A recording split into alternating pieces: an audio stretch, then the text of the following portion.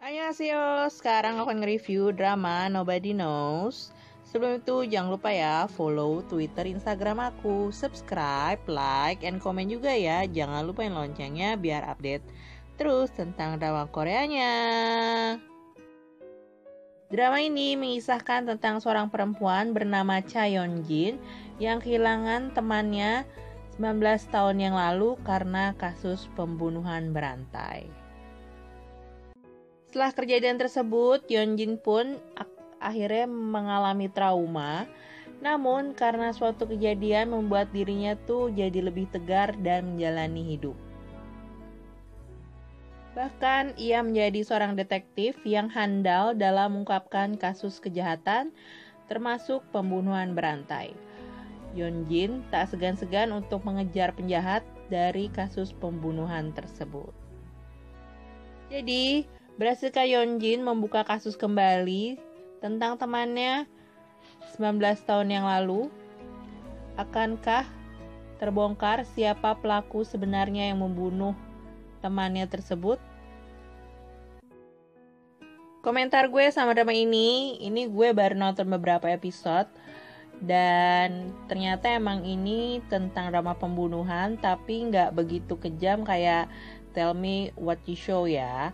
Cuma kasus pembunuhannya tuh berantai dan nggak selesai sampai si anak tuh dewasa.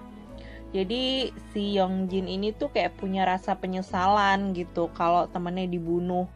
Makanya tuh dia sama orang tua si cewek pun kan omelin gitu karena nggak mau ngangkat teleponnya si anak sebelum terbunuh itu gitu. Jadi kayaknya dia pengen ngebongkar kasus pembunuhan 19 tahun yang lalu. Ada keadaan yang lebih kasihan lagi sih sebenarnya. Dia tuh punya teman satu apartemen. Dari si anak ini masih SD sampai SMA mereka tuh masih temenan. Awalnya gue pikir tuh si cowok ini tuh anaknya gitu. Ternyata anak tetangganya nih ya. Dan si anak ini tuh kayak punya ibu yang terlalu mentingin calon suaminya gitu dibandingkan anaknya sendiri. Jadi kalau si pacarnya itu datang ke rumah itu, si anak tuh diusir keluar gitu. Nah yang ngurusin tuh akhirnya Yeonjin, bahkan mereka tuh kayak udah deket gitu, disangka tuh mereka ibu sama anak padahal cuma tetanggaan doang. Gue tuh nonton ini soalnya gue ngeliat yang jadi guru tuh ya di Sky Castle yang main. Dan di sini emang karakternya beda ya. Kan kalau di Sky Castle tuh jadi guru yang sedikit kejam dengan mulutnya. Tapi kalau di sini tuh tetap auranya tuh dingin banget. Tapi dia punya kebencian yang dalam sama si pembunuh karena belum ketahuan nih siapa yang ngebunuh temennya ini. Dan itu kasusnya tuh berlalu cukup lama kan ya. Jadi di awal episode tuh pas ketemu ternyata pembunuhnya itu kayak pendeta gitu yang punya aliran sesat. Jadi kayak mereka tuh kalau ngebunuh dikasih keberkahan gitu kali ya. Kayak di memoris gitu, alirannya tuh bener-bener sesat banget. Dan wah gila, itu kayak gampang banget untuk ngebunuh orang dengan benda tajamnya. Terus kalau udah habis ngebunuh, dia nggak mau bertanggung jawab, langsung bunuh diri.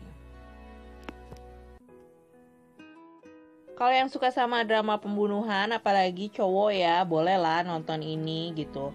Tapi gue emang baru nonton tuh di awal banget gitu. Karena kan kemarin tuh genrenya kayaknya pembunuhan semua, sampai Tell Me What You Show juga pembunuhan yang sadis banget kan gitu. Mungkin abis gue nonton yang agak sedikit romance atau yang menye-menye yang gampang banget bikin kita senyum, baru gue akan lanjutin drama ini lagi. Oke guys, sekian bahasan gue tentang drama ini. Gak banyak sih ya, cuma ini ratingnya cukup tinggi dan tayangnya juga di SBS.